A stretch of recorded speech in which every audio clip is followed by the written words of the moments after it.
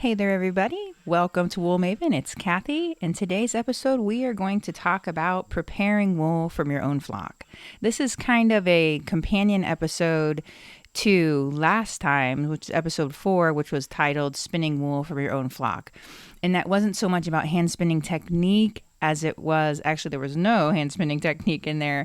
It was all about more general considerations, like which breeds might work better for you, how to decide, and to be blunt, the pros and cons of having your own wool sources. So if you haven't heard it, check that one out. On to today's work. The first thing, and this is all from my experience, to be clear, we have a commercial flock of ewes. So I am working with what we happen to have. I pick out the fleeces I like, but these aren't, strictly speaking, this is definitely not a fiber flock in that they aren't chosen for their wool. I am working with what we have. So that's not exactly how other people would approach it, but I'll tell you what we do. The first thing to do is, and this is before you ever get the fleece, this is while the fleece is still on the sheep, keep it clean. Keep it clean. The hardest part about working with your own fleece is getting the junk, specifically the vegetable matter, sometimes the poop, but mostly it's the vegetable matter. Getting that stuff, heaven forbid, burrs, if they're in there, getting anything like that out of your fleece. A lot of that stuff, it would be so nice if it would wash out. Sadly, it does not.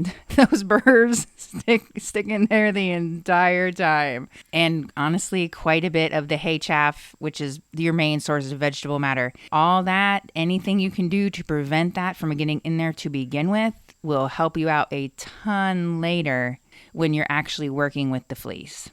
Things like dirt, just because the fleece does have grease, and as we all know, grease attracts dirt, that'll all come out fairly easily just in water, even if you just soak. Just to get out the easy to move stuff, the dirt isn't your big deal.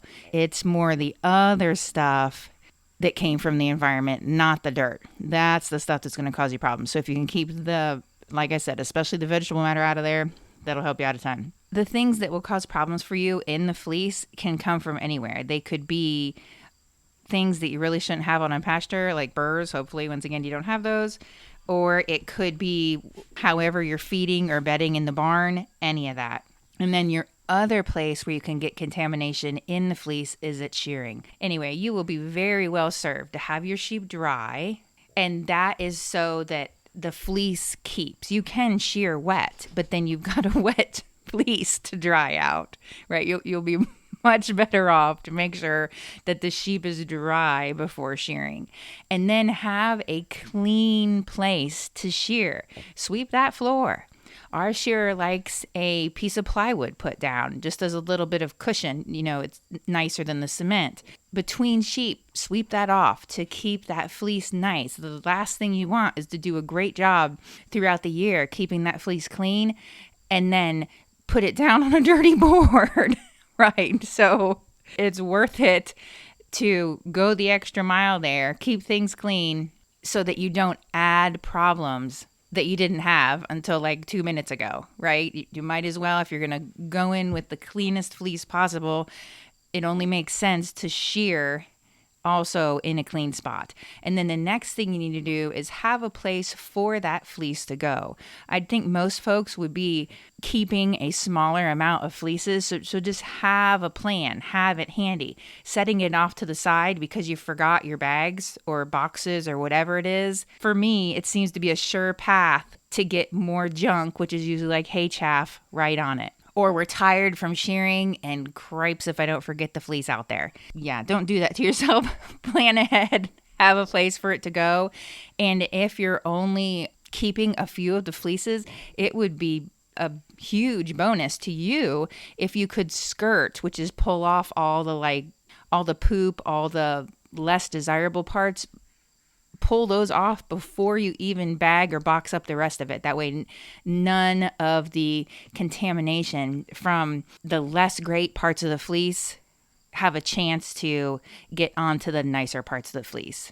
As far as working with your own fleeces, some fleeces and some people, this just all depends on you, If you are considering spinning it raw, which means not washed, not soaked, not anything, some people like it. Give it a whirl. See how it goes. You might like the fleece as is. If you're happy with what you have, then honestly, there isn't a whole lot of prep left. You can spin as is. If the fleece doesn't work for you as is, and chances are, if it's a higher grease, that's going to be tough. It's the low grease ones are more likely to be raw spinning or spinning in the grease candidates. The spinning it raw and spinning in the grease, those both mean the same thing. So if you have a higher grease fleece or you just like squeaky clean wool, keep on trucking. Alrighty, moving to the next step. You want to wash your fleece as soon as you can. First of all, it's to get the lanolin out because the lanolin attracts all your little buddies that you really don't want in there. You can do a soak, which gets out what amounts to all the water-soluble stuff. Just soak it in lukewarm water overnight and then dry it. So that gets out the dirt, the sweat, all that. It still leaves in the lanolin. I have a few fleeces that I actually like to spin that way. So I've removed most of the stuff, but the lanolin's still in there. And give that a shot. Maybe you will like to spin just the soaked, lightly cleaned fleece. That might work for you. And if it does, go for it. If you try that, or if it's not your thing, you're like, I don't want anything to do with that, I want it clean, then go for the full wash. And the full wash will entail, oh gosh, at least 2 washes, maybe more, to get all the grease out of there. You're going to need some really hot water and quite a bit of, people say soap, it's really detergent, whatever you choose to use. There's quite a few wool washes out there. Some people use dish soap, some people use baby shampoo. Experiment a little, see what you like. Using hot water and soap, actually detergent, is the way to get out the lanolin. And the reason that's important to you is if you don't get out all the lanolin, obviously you're still going to attract the lanolin, like the lanolin-friendly bugs there. Lanolin also, if you keep the fleece for, I'd say more than a year, the lanolin kind of gets hard. We definitely don't want that, but hopefully we'll be using the fleece before that anyway. Then the other reason you want to get out all the lanolin, if you do want all the lanolin out, is for dyeing.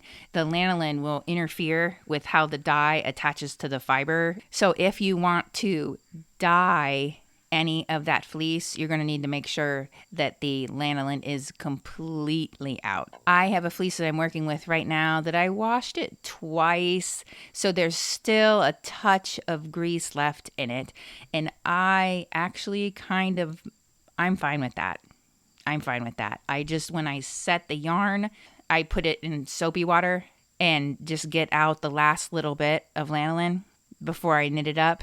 And that's working out great for me. If I didn't like it, if I didn't like how it carded up, if I didn't like, or combing, whatever I'm doing, this one I'm carding. If I didn't like how it was performing, wash the rest of it out again. It's completely up to you.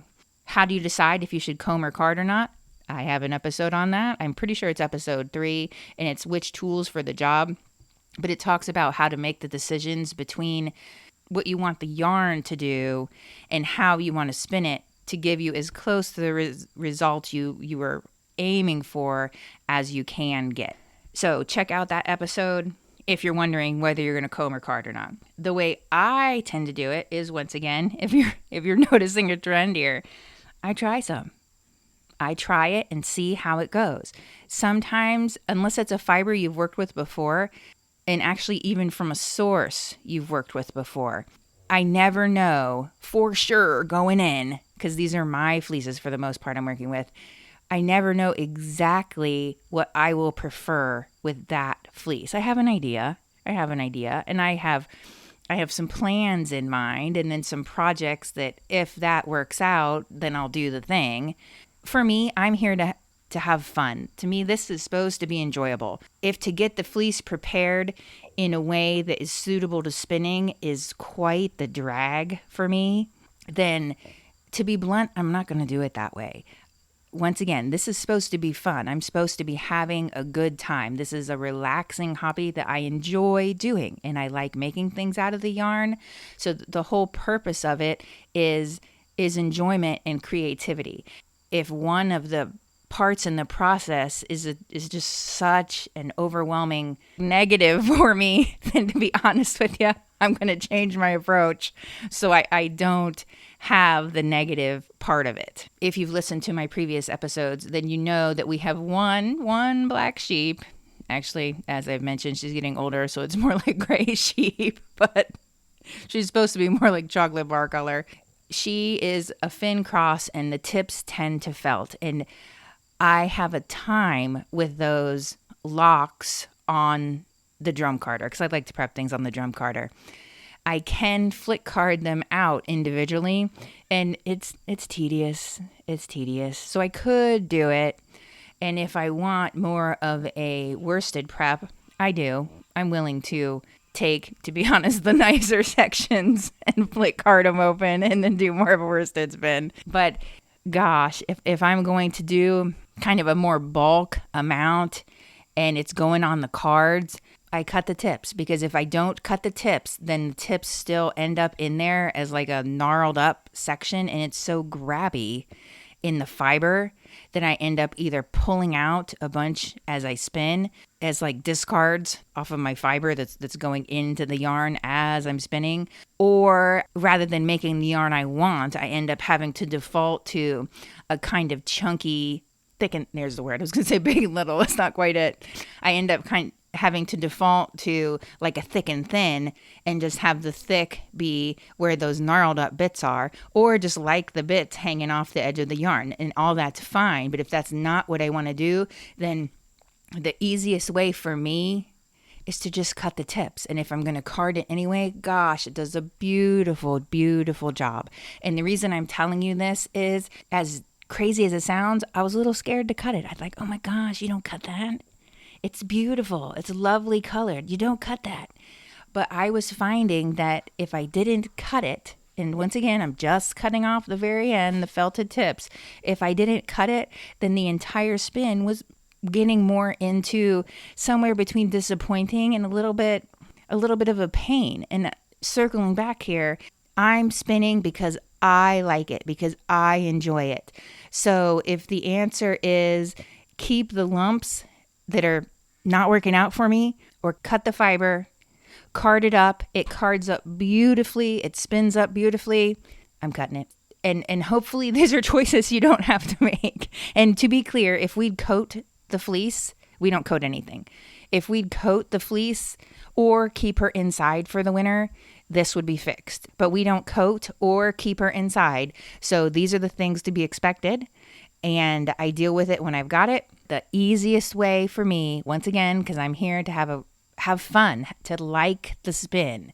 I want to enjoy the prep, and I want to really enjoy the spin. And I adjust the fleece, or at least the part of the fleece that I'm on, to make it so that I like it the best.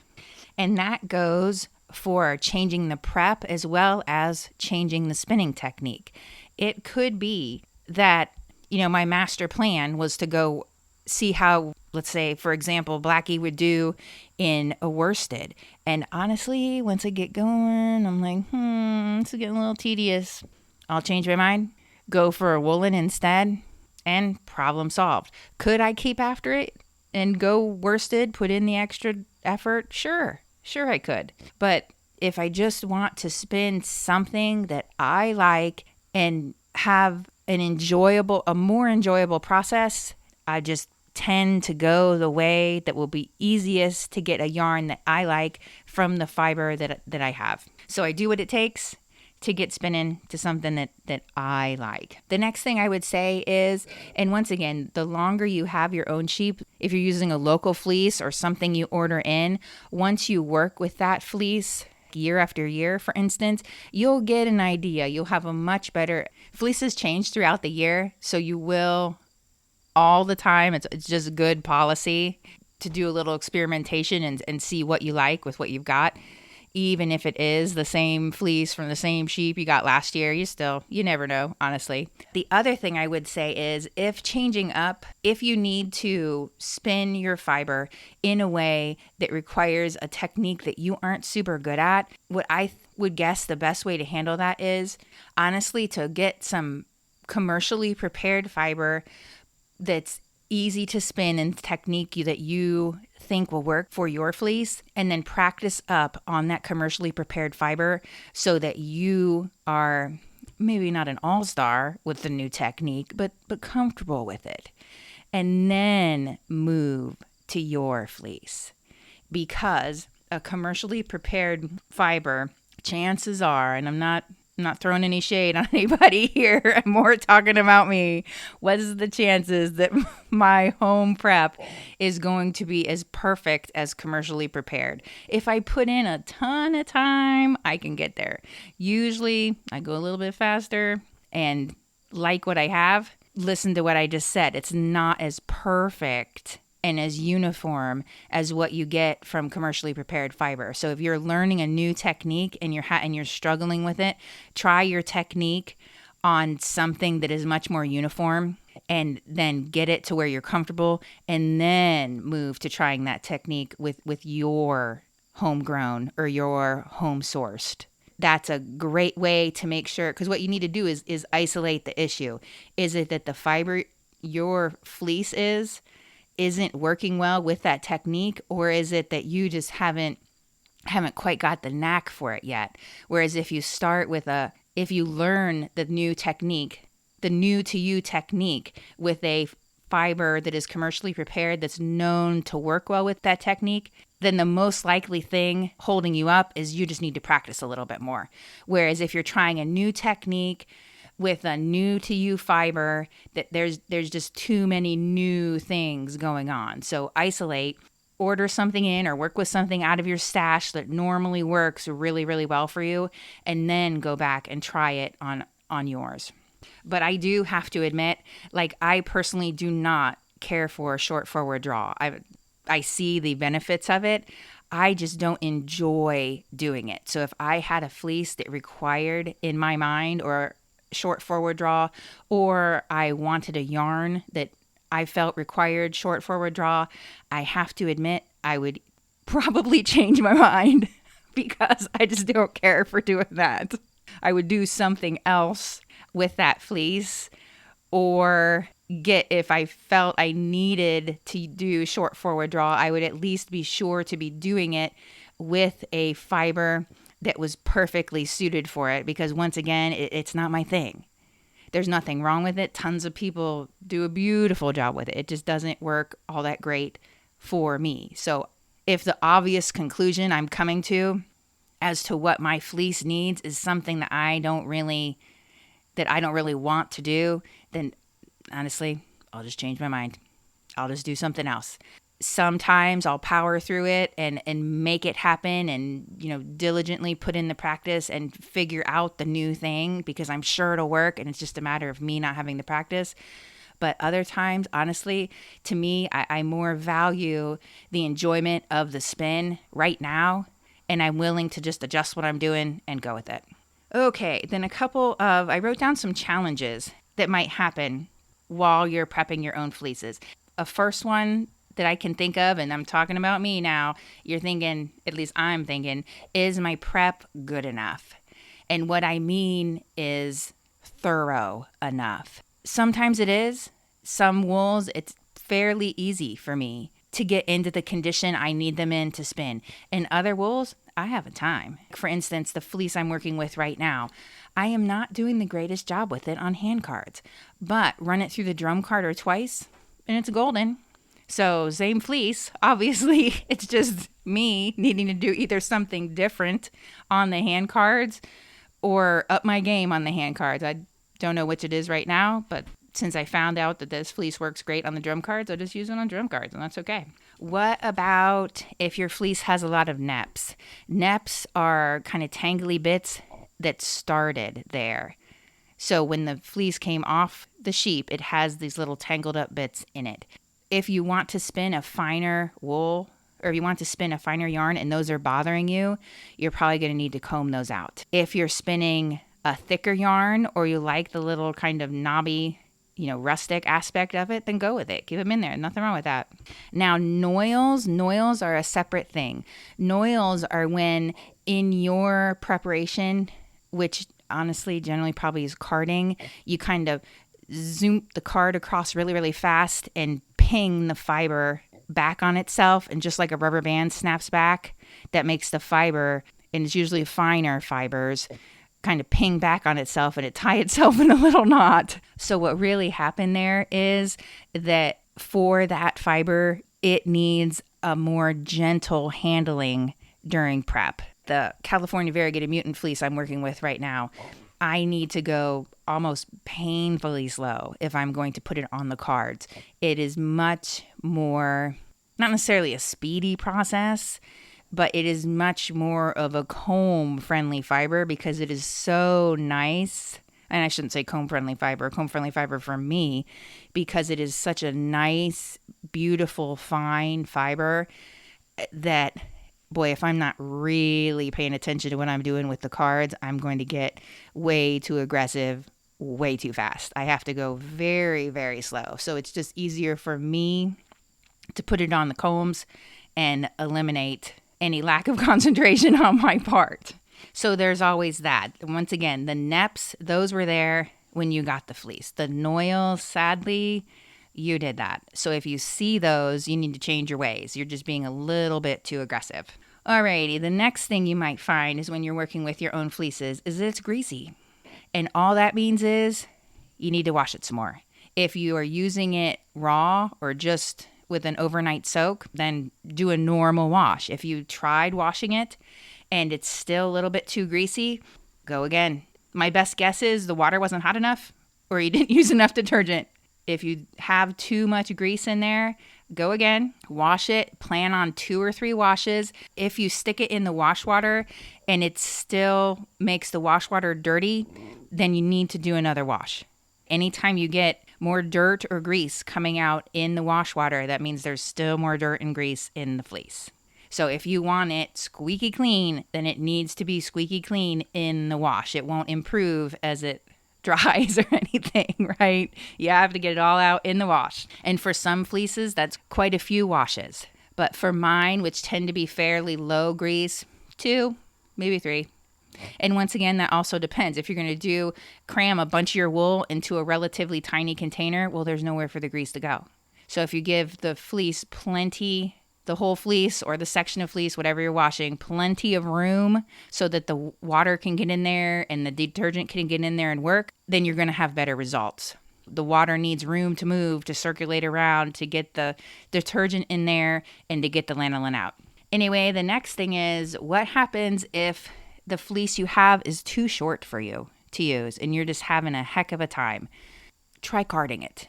If you haven't tried carding it, give that a whirl. Consider carding it and then either pulling it off into little rovings from your hand cards, if you can do that, or pulling it off in rollags, or what I like the best, as previously mentioned, is the drum carder. I get a ton of mileage out of my drum carder because if you can put even shorter fibers on there, this drum carder, and I just have a normal, very middle ground TPI, it does a beautiful job separating out the fibers.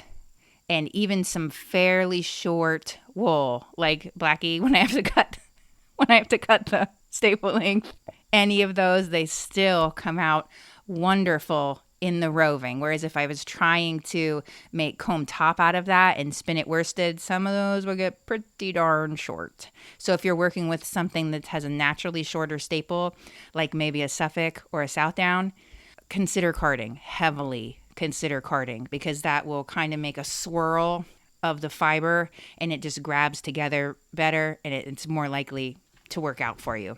What about if all you end up doing is making a really, really dense yarn, a really heavy yarn? And once again, this is speaking from experience. Make a fluffier fiber prep. If you're using comb top, consider going with something more of a carded prep. And then consider, instead of spinning worsted, what if you went with like spinning from the fold, something that's a little bit less compacting.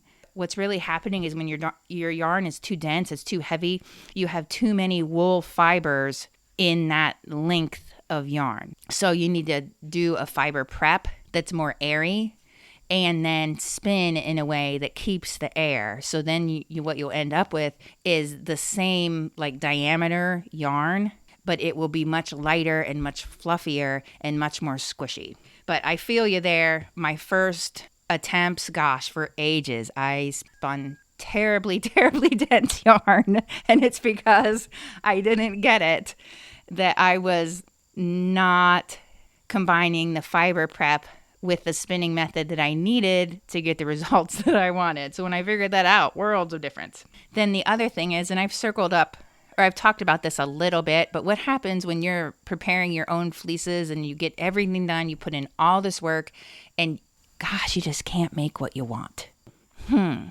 That stinks. The first thing I would say is isolate your problem. Is it the fiber prep?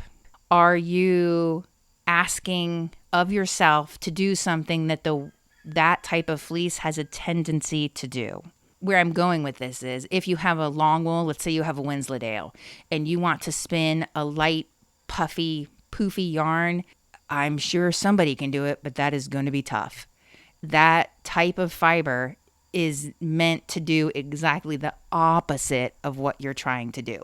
If you want a light, puffy, floofy yarn, start with a fleece that tends towards that. On the opposite end of things, if you have, let's say you have a Southdown fleece and you're thinking, wow, I could really make, this would be awesome as a worsted, you're going to have a tough time keeping that beautiful, lively, fun, springy fiber kind of contained. The best way to get what you want from your fleece is to do something that the fleece is basically made to do. And then the other thing is, like I said before, if to get what you want from your fleece requires a technique that you are unfamiliar with, and you're also unfamiliar with this fleece or your fleeces, then try that new to you technique on a prepared fiber that tends to work well for you. If you're not sure where to start, honestly, Cordale, a very beginner-friendly spinning fiber,